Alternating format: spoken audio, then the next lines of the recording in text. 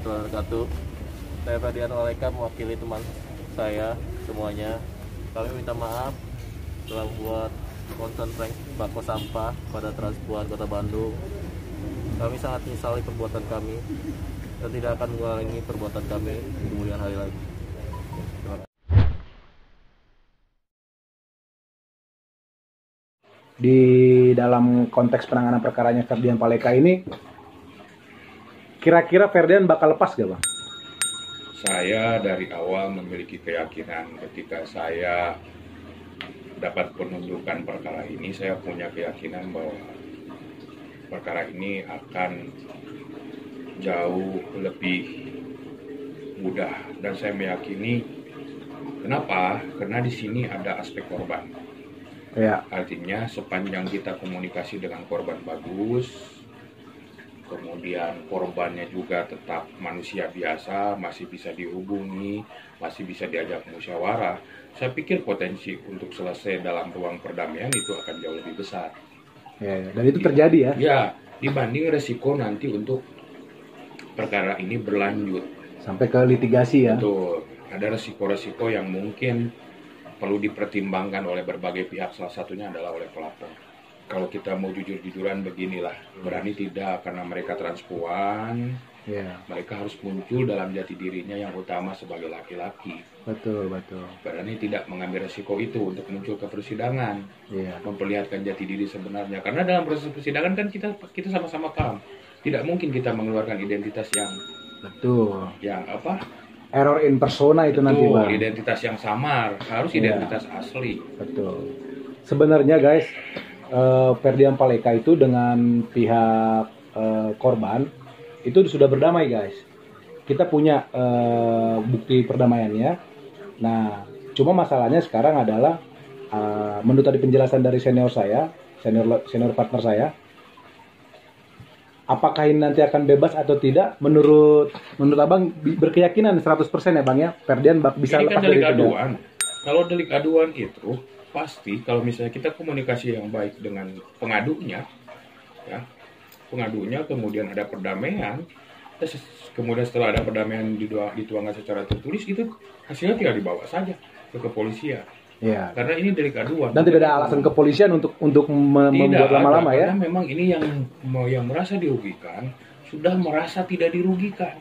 Nah, itulah bedanya, atau guys. Delik sudah aduan, memaafkan. Tuh. Atau apa yang menjadi tuntutannya terpenuhi. Yeah. Permohonan maaf secara terbuka sudah dilakukan. Pendekatan keluarga pun sudah ada. Apalagi nah, kalau misalnya terjadi perdamaian, ya sudah tinggal dituangkan secara tertulis. Setelah tertulis baru kita ajukan ke kepolisian. Dan itu sudah kita lakukan ya? Ya. Dan itu kita sudah lakukan, dan guys. proses itu sudah ada, kita tinggal menunggu pihak kepolisian. Karena ini juga menyangkut momentum mungkinnya, apakah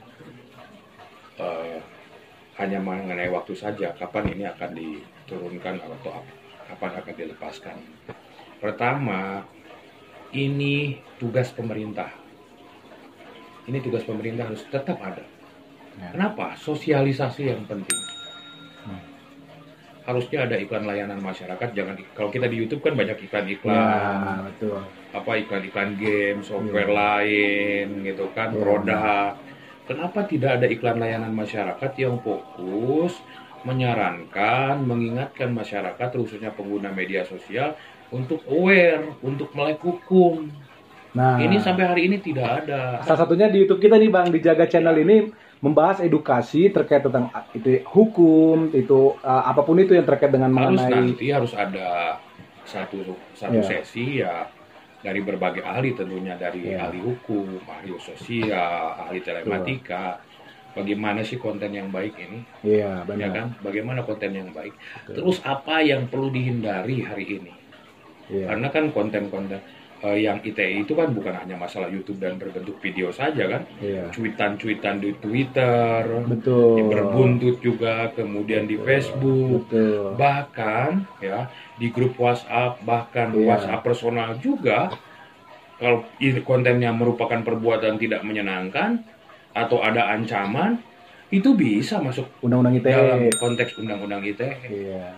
Hari ini yang paling penting adalah sosialisasi dari pemerintah. Penting peranan pemerintah mempropagandakan bermedia sosial yang pintar. Bermedia sosial Pintar dalam artian kaitan kontennya jangan konyol, Ya.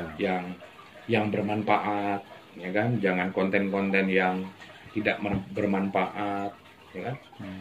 Ya konten-kontennya yang hiburan, motivasi, jangan kemudian konten-konten yang melemahkan Ya. pikiran, Betul. ya kan? Terus membuat orang menjadi malas. Ya. Konten-konten itu adalah konten-konten yang bisa membangun lah, memotivasi, membangun. Itu yang pertama. Kedua, ada tidak nih aturan hukum yang dilanggar? Harus diperhatikan juga Harus aspek diperhatikan hukum ya. Aspek hukumnya. Ada nggak kalau saya bikin video seperti ini nih, apakah ada Ya. orang yang bersentuhan dirugikan dengan hukum tidak? nggak, gitu. Ya kan? Apakah ini melanggar hukum? Tidak. Betul. Ini penting bagi aparat penegak hukum seperti kita juga. Perlu pemahaman. Iya, betul.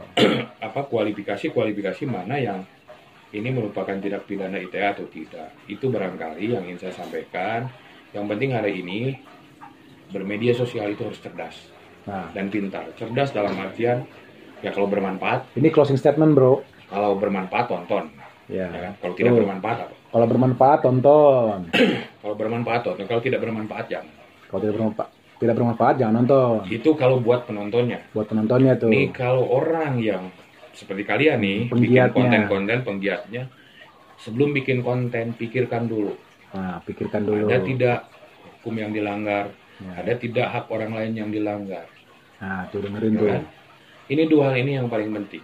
Kalau hal-hal yang lain sih itu sifatnya sosial. Iya. Dan yang paling pasti ketika jadi netizen nih, jadi penikmat media sosial, ya tentunya jadilah penikmat media sosial yang bijak, yang cerdas, cerdas, bijak, Betul. pintar. pintar. Tiga-tiganya nih penikmat media sosial itu harus punya karakter itu. Makanya jadilah netizen yang pintar, cerdas, dan bijak. Mudah-mudahan para penonton bisa mendengar penjelasan Abang ini.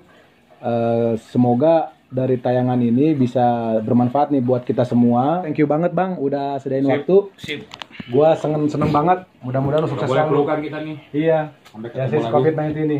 Ya. Oke, guys, jadi gitu aja. Salam dari kami berdua untuk Bang Roman Hidayat. Jangan lupa di subscribe, like, share, and comment. Oke? Ciao.